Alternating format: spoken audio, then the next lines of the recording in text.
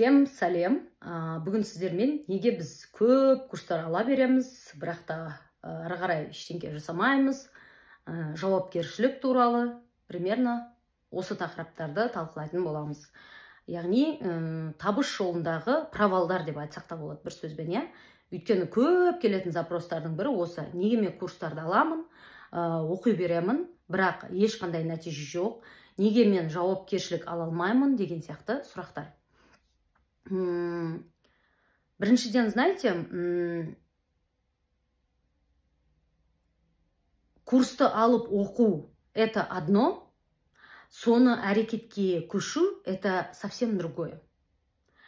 Көбінесе байқасаңыздар, өздеріңіз курс алған кезде сіздер на эмоциях аламыз. Тек қана сіздер емес, мен өзімді де айтатын болсам, бұрын мен курстарды алған кезде на эмоциях алатын. То есть менде мынандай жоқ болатын: блин, точно мен мынаны жасай алам ба, точно менікі ма деп. Мен только ана жерде: сен осы курсты алған кезде сейчас миллионы заработаешь, боже, сен қазір морен жанында тұрасың деген кезде, я вот так: это про меня деген сияқты сондай оймен алатынмын. То есть бүткіл эмоциям көтеріледі. Это как бала сияқты. Сенің эмоцияң игрушканы көрген кезде көтеріледі. Сен ол игрушканы алмай тұра алмайсың. Потом бір-екі игрушканы ойнағаннан кейін саған уже ол қызықты болмай қалады. Тура сол сияқты. Курс деген көбімізде, біз курсты алған кезде бала позициясымен аламыз. Біз оны бір ересек позициямен алмаймыз. Біз потому что көбінесе бала өзінің эмоциясымен алатын болса, біз тревогамен аламыз деп айтсақ та болады. Біз үрейленіп, әйтеуір бір жерден ақша тапсақ екен, әйтеуір бір табыс тапсақ екен, это майо, менің күшім жете ма, бүгін потенциалым бар ма, мен үйде отырып оны баламен жасай алам ба? Шатақ жоқ. Просто алатынымыз да, соны оқу, жаңағы соныға алып, просто содан бай болып кетуді ғана ойлайтынбыз да. И курсты алғаннан кейін на эмоциях алдық қой, миллиондарды ойлап алдық, яхтан ойладық, саяхатты ойладық, білмеймін, жаңағы успешный успехты ойладық, классная красивая жизньді ойладық. И курсқа келген кезде мы понимаем, что это тяжело. Мысалы, мен өзімде марафондарымда, да, курстарымда сабақтың заданиясын жаса десем, заданияны жасай алмайды адамдар, да. Бір сұрақты оқиды басында, басын жасайды, аяғын жасамайды, да. То есть оған уже қиын келеді. Даже не то, что қиын, бала позициясымен оқиды. Например, неге сіздер курстарыңызды тастап кетесіз деген сұраққа келген кезде, жалқауланып қалам, жалығып кетем. То есть не про ответственность, короче, жауапкершілік туралы емес, понимаете? Бұл жерде бір анандай на эмоциях просто вот хочу жасадым, не хочу жасамадым деген сияқты вот осындай позициямен. То есть кішкентай бала позициясында жүру, инфантил позициясымен курсты аламыз да. Ал неге әрекетке көшпейміз? Әрекетке көшу деген ол ересек адамның позициясы. Әрекетке ересек адам көшеді. И неге бала әрекетке көше алмайды? Инфантил неге көше алмайды?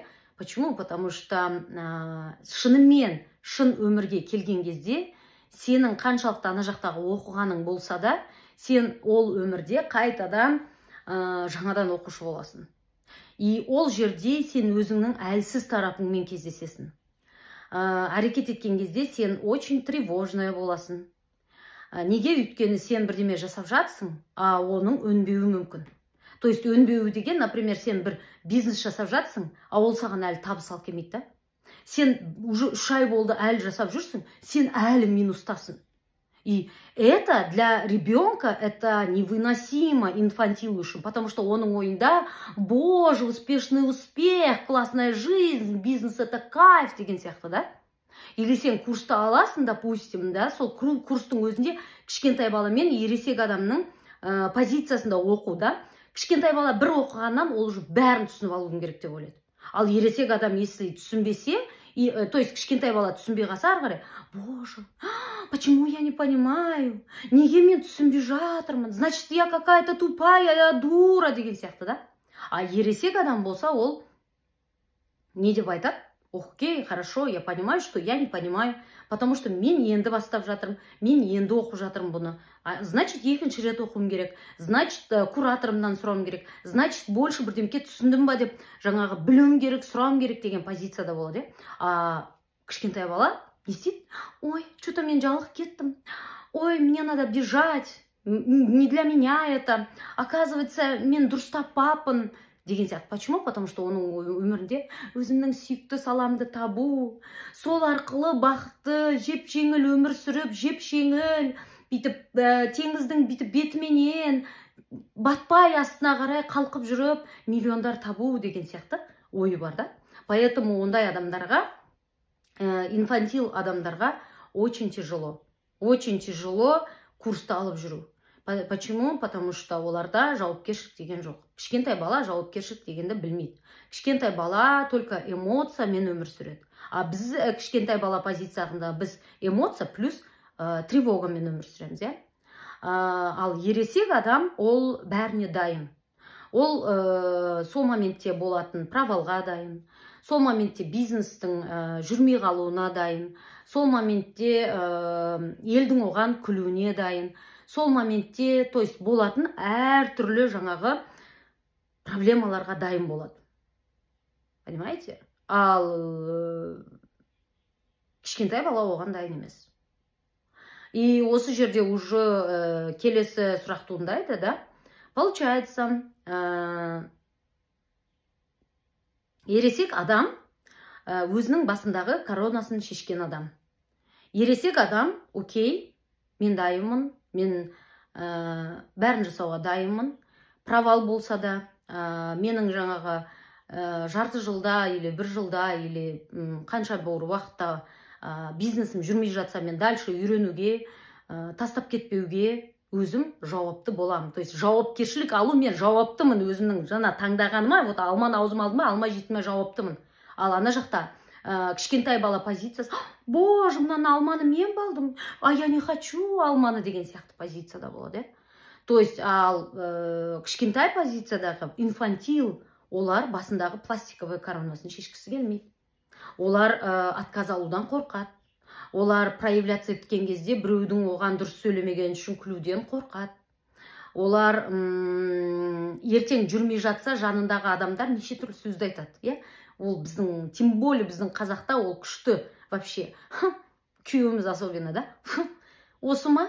Өлгенше соншама оқып едің ғой осыны. Оқиым деп алып едің ғой, осы ма? Түк жасаған жоқсың әлі деген сөзді біз көтер алмаймыз. Ана напряженияны көтер алмағаннан не істейміз? Соны көтер алмау үшін, ой, құрсын дейміз да отырамыз, е? И еще тағы да көп естігенім, былай айтады да, мен 3 курс алдым, 3 курс оқыдым, түкте шыққан жоқ, поэтому мен қазір вообще курс алуды доғардым. То есть уже жаңағы категоричностьқа кетіп қалған. Мен курс алдым, болды, 2-3 курс алды, и содан жол болу керек қой, ол өйткені оның басында корона бар, ол сразу болу керек оның өмірінде. Вот сразу болу керек. Просто так, вот сені алғаның үшін саған Алла тағала басыңа былай төгу керек та, бүткіл жаңағы сені күтіп тұр едік. Айгуля или там Аселя сені күтіп тұр едік, осы бүткіл дүние нарық сенің осы жаққа шығып, осы курсты алып алғаныңды осыдан жаңағы успехті көрсететінді күтіп тұр едік. А сен болды енді, мә сен заслуживаешь деп басыңызға төккенді күтіп тұрасыз да, потому что сондай коронамен келесіз курс алған кезде. Айтпайсыз, мен осы жерден үйренейін, потом басқадан үйренейін деген сияқты ой емес. Уже с первого раза я должна быть такая директриса, номер 1 блогерша, номер 1 психолог Казахстана, я number one, короче. Сондаймен келеміз. И бізде бірінші жолдан болмайды. Деп дірілдеп екінші рет аламыз, одан болмайды, одан кейін үшінші рет аламыз, уже напряжение деген одан да қатты болып жатыр. Сонымен инстаграмды қосамыз, или там, білмеймін, сауда жасап жүрген адамдар бір рет барып оптым алады, болмаса екінші рет оптым алады, үшінші рет алады, әлі оборотқа кіре алмай жатса, это не мое. Дейді да, жаңағы коронасы бар ғой басында. То есть сразу болып кетпеді ғой. коронасы бар адамдарда оларда сразу болу керек бәрі. Олар көтере алмайды. Олардың мінезі сондай. Вроде бы бір тараптан олар келген кезде жертва, менің жолым болмайды. Білмеймін неге екенін, мен ақша таппай жүргенімді, мен білмеймін вообще деп жертва болып келеді. А на самом деле бастарында мынандай корона, типа мен уже 3 курс алдым. 3 курс. И менде уже түкте жоқ. Поэтому я решила вообще алмауға. Мен міне 2 ай болды оптым жерден алып сатып жатқаныма. Әлі бір квартираның ақшасын жинаған жоқпын. Поэтому тастап кеттім. Понимаете? Или сетевиктар келеді, сетевиктар. Мен неге екенін білмеймін, осы біздің компаниямызда лидер бола алмай жүрмін деген сияқты сөзді айтады. Ал сен не істеп жүрсің десе, мен 5 туысыма айттым. 5 туысым бірақ маған алмаймыз деп айтты. Мен түсінбедім неге алмай жатыр. Коронасы бар ғой, то есть уже ол айтқан кезде аузын ашқанда одан алу керек адамдардың бәрі, понимаете? Алу керек, ол болмайды, мүмкін емес алмау, потому что ол ашып тұр ғой, басында коронасы бар адам ашып тұр ғой. Коронасы жоқ адам айтады, хорошо, 5-еу алмады ма, тағы да 50-не барып айтам. 50 алмады ма, тағы да 70-не барып айтам. Айта берем. Соңына дейін айтам деген позицияда болатын болса, коронасы бар адам. Айттым. Маған күлді, менен алмады, мен 5 күн ойландым, неге менен алмады. То есть одан ол алу керек. По-моему, компания дұрыс емес, или мен дұрыс айтпадым. А может быть, оның ақшасы жоқ шығар. Может, ол басқа продукцияны қолданып жүрген шығар. Может, ол еще басқа бір жаңағы себептері бар шығар. Нет.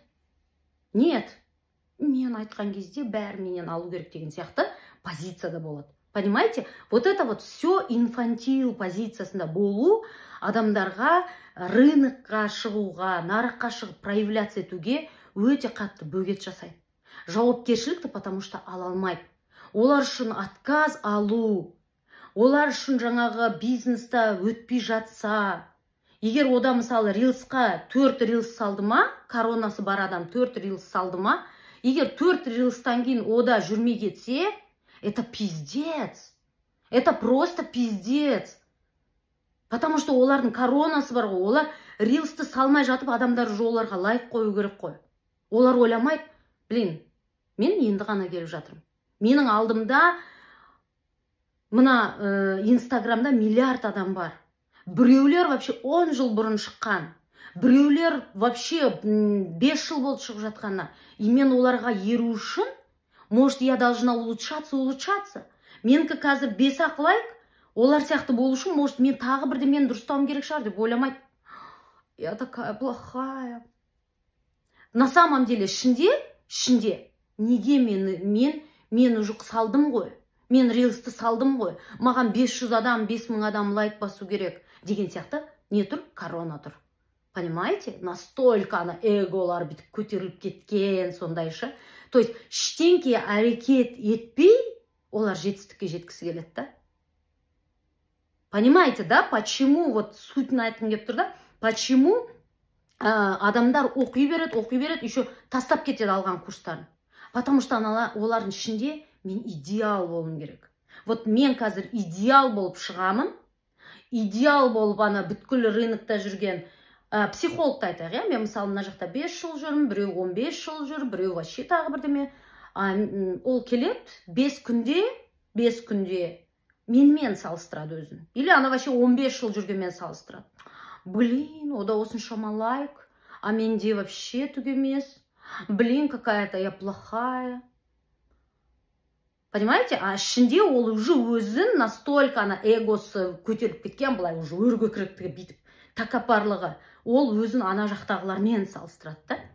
Мен енді келдім, мен кішкене шыдауым керек, мен үйренуім керек, мен өзімді осы нарыққа көрсетуім керек, жүрмей жатса, значит, мен бір жерді өзгертуім керек деп ойламайды олар. Сразу болу керек. Оның психикасы солай жұмыс істегеннен, ол вечный ученик болып жүре береді. Потому что ол білет, что шыққан кезде, ол сразу результатты хочет, ол болмайтын білет.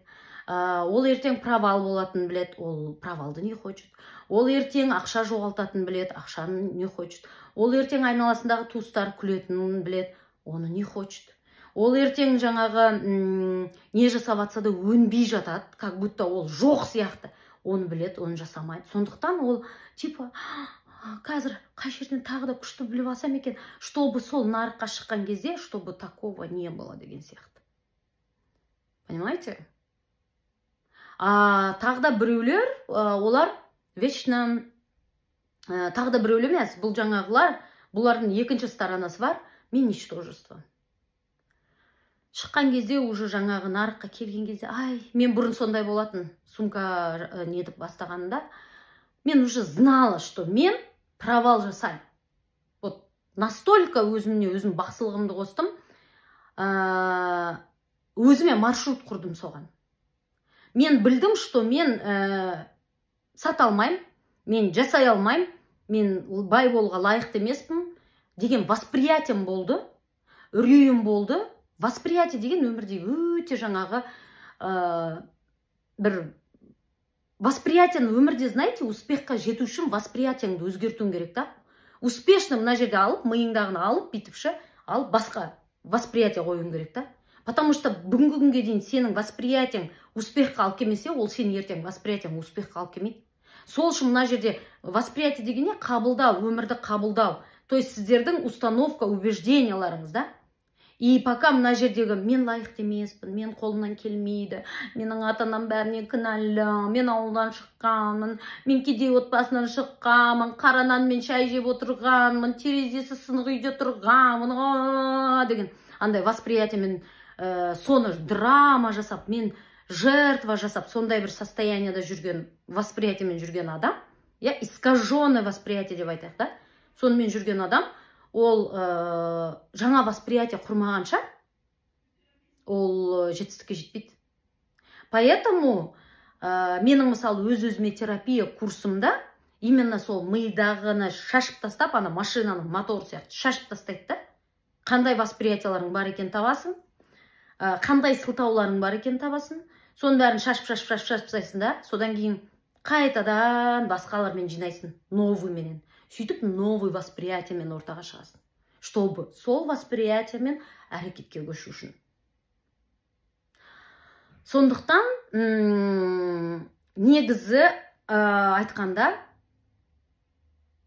адамға вечный учениктан шығу үшін, өмір бақи жаңағы оқушы позициясынан шығу үшін, просто біріншіден өзінің восприятиесін дұрыстау керек. Жаңағы менде сразу болып кету керек. Бизнеста мен сразу ақша табуым керек. Менің рилс салған кезде екінші күннен осындай болу керек. Мен курс алған кезде, оны оқыған кезде сразу түсіне салуым керек. Это же ваше восприятие, сіздің өмірді қабылдауыңыз. И осы қабылдаулармен жұмыс істеуіңіз керек. Одан кейін өзіңіздің ұят сезіміңізбен жұмыс істеуіңіз керек. Одан кейін мынаны айтқым келеді да. Көбінесе біздің вечный жаңағы өмір бақи оқушы болып отыруымыздың себебі, оқушы болмай, даже оқушымен екінші жолын алайық, жауапкершілік алмайтын адам деп айтайық. Или сен оқушысың, или жауапкершілік. Екеуі де бір. Курс аласыздар, все равно оқымайсыздар да. Екеуі бір деп айтайық. Неге? Біздің осындай әрекетіміз болашағымызды шеше ма? Или болашағымыз осы әрекетімізді шеше ма?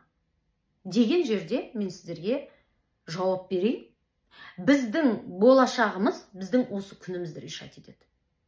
То есть біз осы жерде отырғанымыз, біз уже миымызбен болашақ туралы құрып тастадық бәрін. Егер қазір мен болашақта құдаймыз ғой, біз тәкаппармыз ғой, құдаймыз ғой, біз болашақты жақсы білеміз ғой. Біз құдайдан артық білеміз болашақтың не болатынын, ертең бизнес бастасақ не болатынын біз бәрін білеміз ғой.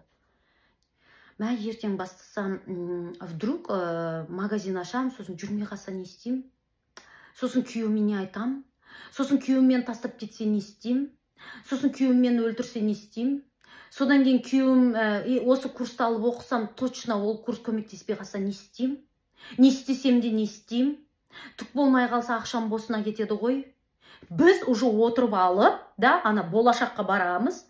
болашаққа барамыз да, болашағымызбен бүгінгі күнде қош болды, тыныш отырған жерінде отырайыншы болды дейміз. А бұл неге біз ондай ой, болашақ туралы не қайдан аламыз? Біздің мына ойымыздан, қабылдауымыздан аламыз. Потому что біздің ойымызда бәрі сразу болып кету керек. Ешкім бізге, күйеуіміз бізге ешкім ештеңке сөйлемеу керек.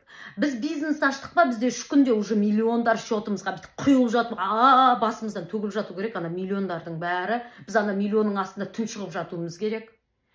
То есть бізге ешкім күлмеу керек, ешкім бізді сынамау керек. Біз вообще мы такие, короче, королевы. Понимаете? Сол болашақ туралы өзіміздің восприятиеміз осындай, искаженное восприятиеміз бар. Сол болашаққа барамыз, ойлап, тәкаппармыз ғой, жаңағы айтқандарымыздың бәрі болашақ туралы. Бизнес жүрмей қалса не болады? Анау болмай қалса не болады? Мынау бірдеңеге болса, күйеуім күлсе не болады? Бәрі мені мысқылдаса не болады? А мы-то не хотим оны. Сосын айтамыз, осы жерде отыра берейік. Ана жақта қиналып жаңағы ойлап тастаймыз, что там тяжело, поэтому сол қиындықты көрмеу үшін осы жерде отырамыз да, қиналып отырамыз. Из-за того, что біз өмірімізде реализацияға көшпедік. Поэтому біз бүгін, ой, курсымды тастап кеттім, жалығып кеттім, бүйтіп кеттім. Вообще-то, курс сіздерге развлечение емес. Курс это білім.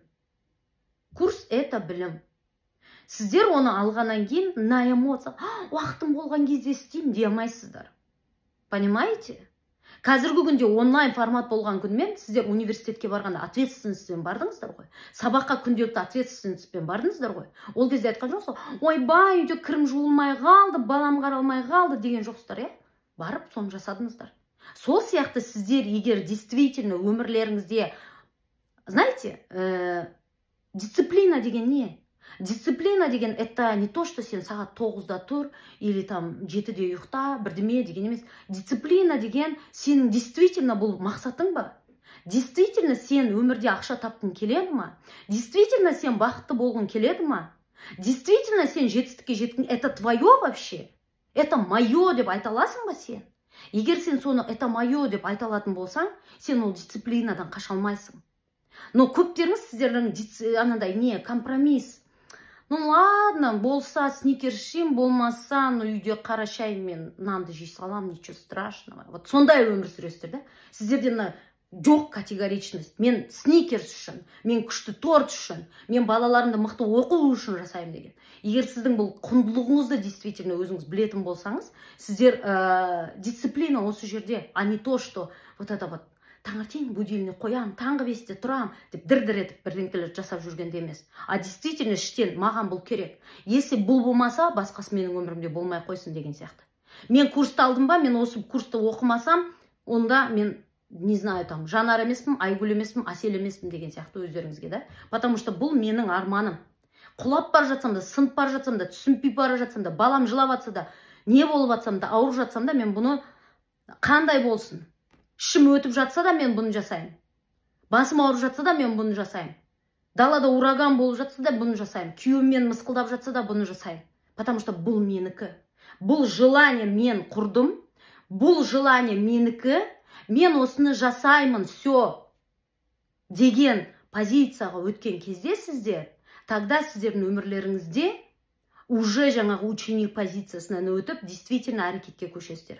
А сіздер мынандай, болса болды, болмаса тамағымды рожкиім жасап жүріп, рожки жасап жүріп, Алматының, Астананың, или білмеймін, бірдеңкенің қақ ортасынан бүгін үй алу өте қиын. Мынандай, ызыңдап, бүйтіп, жаңағы сериалыңызды көріп, подружкаңызбен 54 сағат өсек айтып, күйеуіңізді, енеңізді, бәрін жамандап, дүниеде сіздерден керемет адам жоқ, үйтіп жүріп, сіздер күшті саяхат ұмытыңыз. Или қазір айтыңыз өзіңізге, болды, мен энергиямды құртпаймын. Потому что, знаете, вот это вот желаниені ойлап,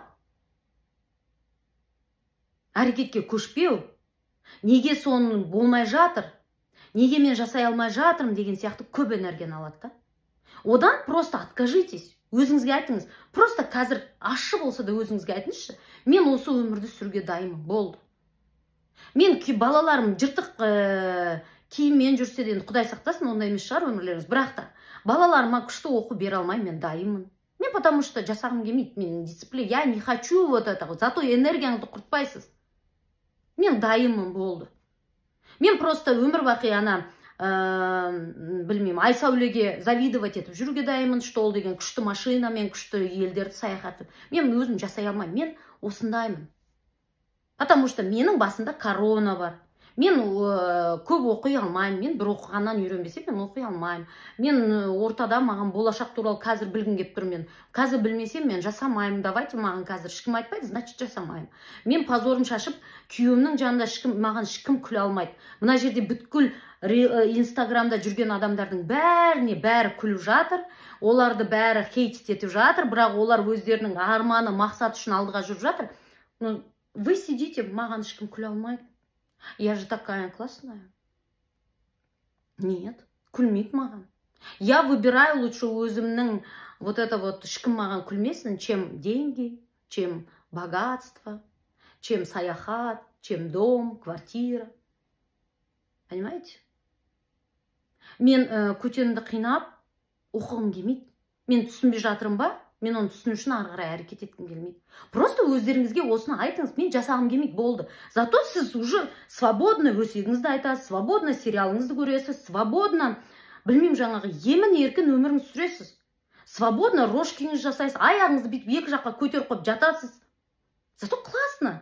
Зачем сіз бір жақтан өзіңізге, ойбай, типа жасап атқан сияқты что-то делайте, курстарды аласыз, что-то бірдеме әйтеуір жасап қойасыз, бүйтіп теңізге барып судың жанына бүйтіп аяғын тигізеді де қайтадан, суға түсіп келдім деп қайтып келеді, сол адам сияқты. Типа әрекет етіп жатсыздар.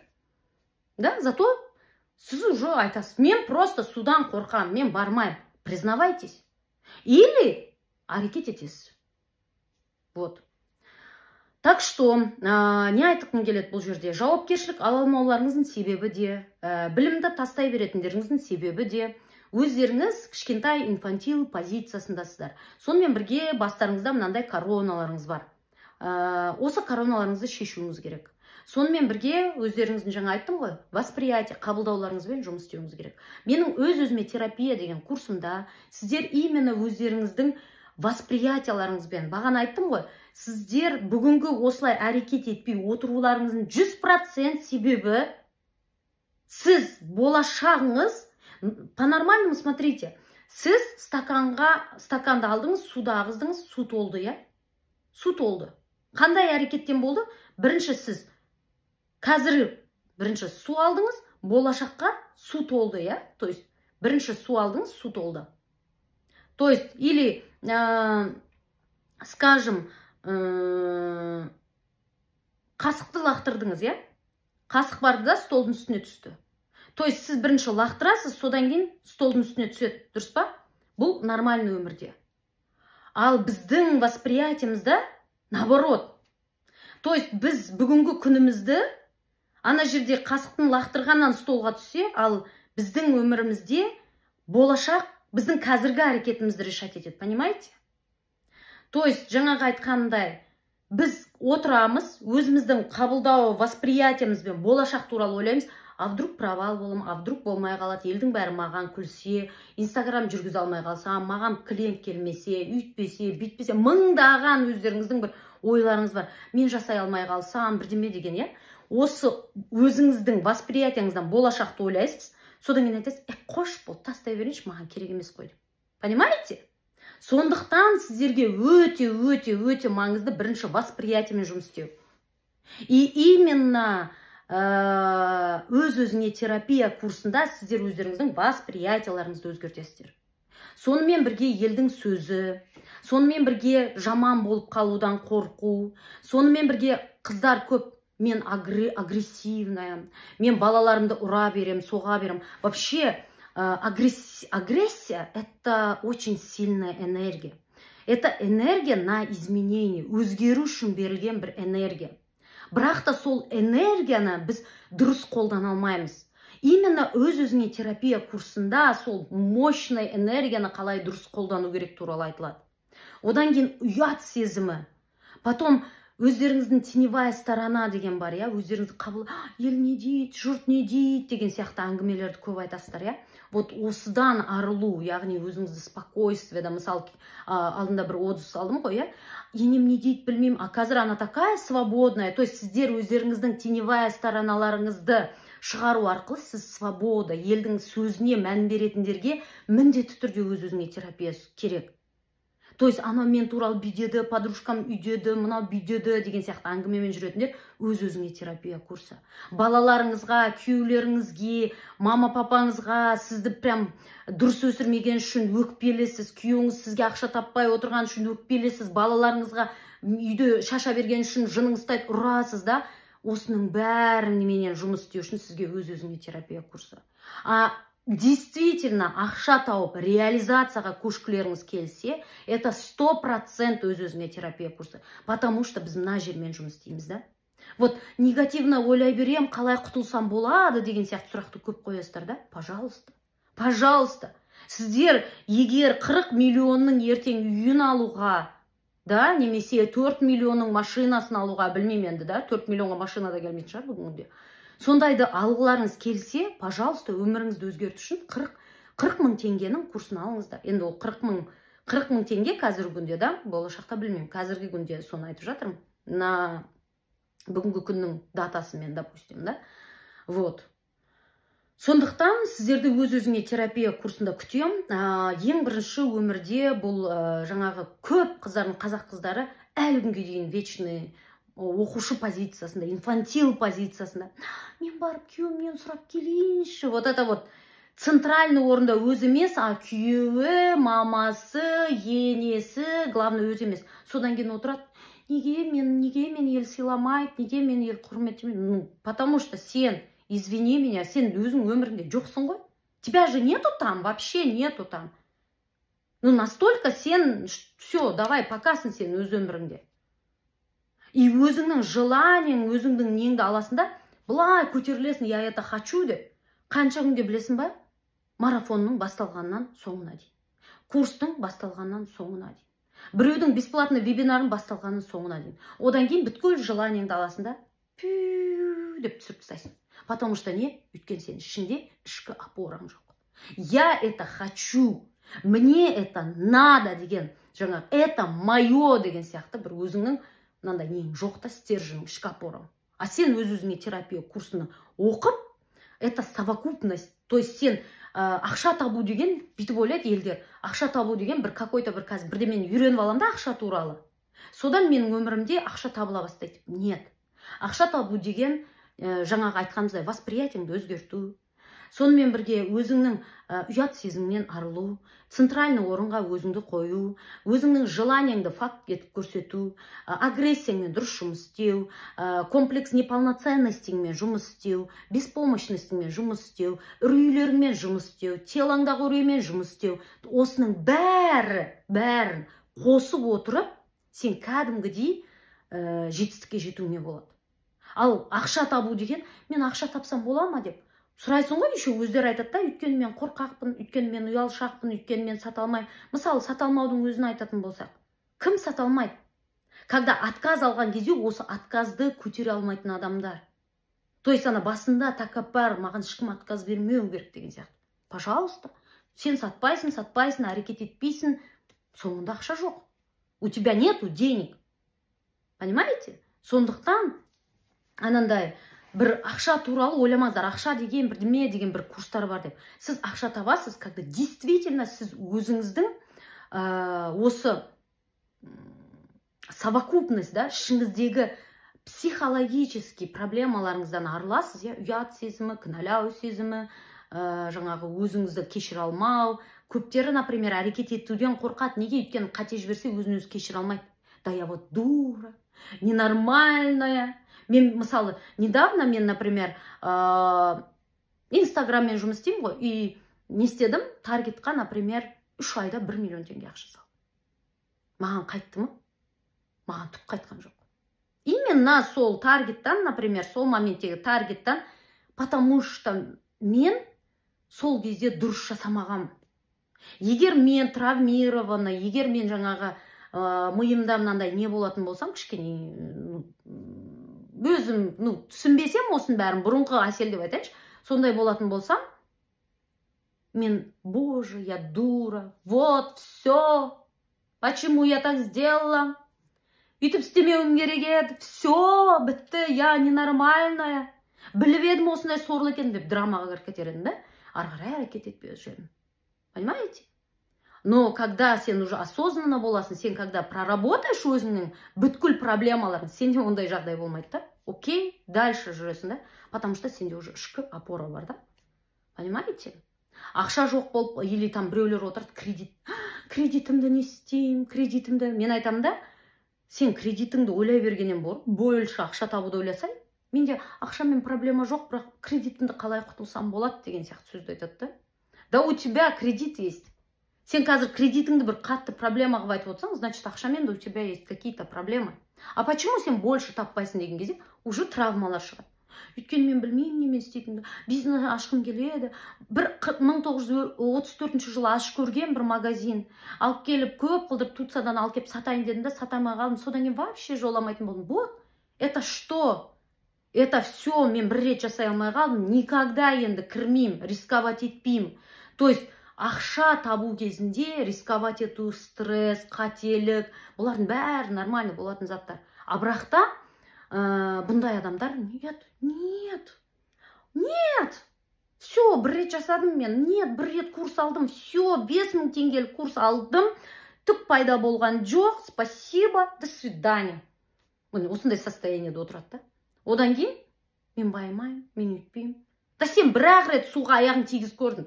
Ты попробуй еще раз попробуй. Елдеріне суға түсіп үйренген елдер секіріп түсіп үйреніп кетті ма? Нет.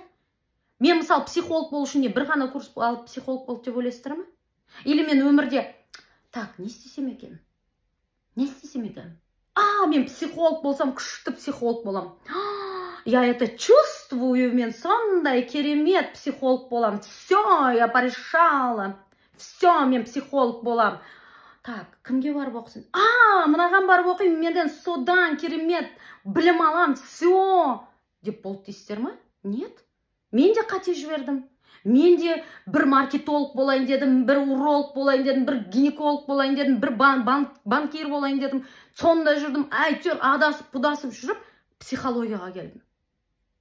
И это нормально. Главное идти победитель позициясында болып, побежденный емес деп алдыға жүріп, деп артқа қашады қайтадан. Бір шаг жасайды да, боже, нет, деп артқа қарай қашады. Ондай позициямен никогда жетістікке жетпейсіздер. Поэтому вот ішкі опораны қалыптастырғаныңыздар, сіздердің қателіктеріңіз, сіздер курстарды аласыздар бірінші. Анандай курстарды аласыздар да, миллионер болып кететін курстарды.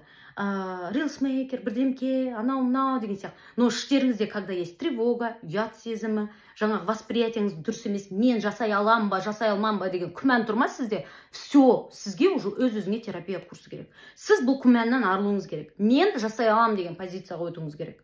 Мен ана ел не дейді екен деп отырсыз ба, все, сіз уже күмәнданып тұрсыз. Сіз рилсқа шығып блогер болғыңыз келеді ма, или бірдеме болғыңыз келеді ма, инстаграмға шығып, или где-то там ютубта бірдеме, ішіңізде бірақ, ел маған күледі екен, туысым не дейді екен, все, сізге өз-өзіңе терапия курсы керек.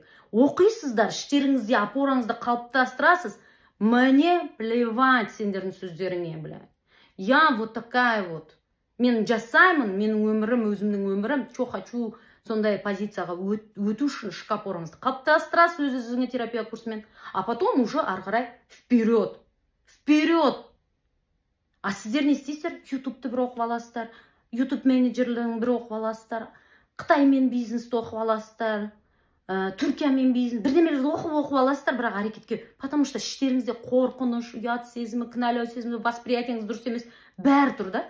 А именно осы совокупностьті мен сіздерге өз-өзіңе терапия курсында, то есть мынандай бір букет сіздің проблемаңыз ішіңізде жатқан, соны бүйтіп ыдыратып шашып тастайды, да, шашып тастайтын сіздерге курс дайындап қойдым. Осы курсты өтесіздер, сетевойыңызды жасайсыз ба, Қытаймен бизнесіңізді жасайсыз ба, қандай бизнес жасайсыз, инстаграмда жүресіздер ме, сізді уже все, былай алдыңызда тақ деп решетка жабылған сайын, сіздер ничего страшного дейсіздер, қайтадан аттап өтесіздер, ничего страшного деп аттап өтесіздер де жүре бересіздер.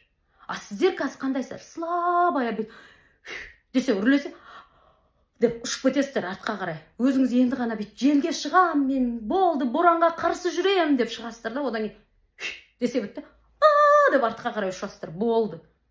Сондай әлсізсіздер. Сондықтан сіздерге ішкі опора, самооценканы қалыптастыру үшін өз-өзіңе терапия курсы керек. Все, осымен аяқтаймын. Өз-өзіңе терапия курсы келсе, сіздер мені табасыздар. Может, астында ссылка тұрады, может, үстінде ссылка тұрады, бір жерде ссылка тұрады. Сол жерге өтесіздер де, мен сізден курс алғым келеді дейсіздер. Бүгінгі күнде бағасы 40 000 теңге. Тағы да басқа пакеттері бар. Алам десеңіздер, сіздерді күтемін. Давайте.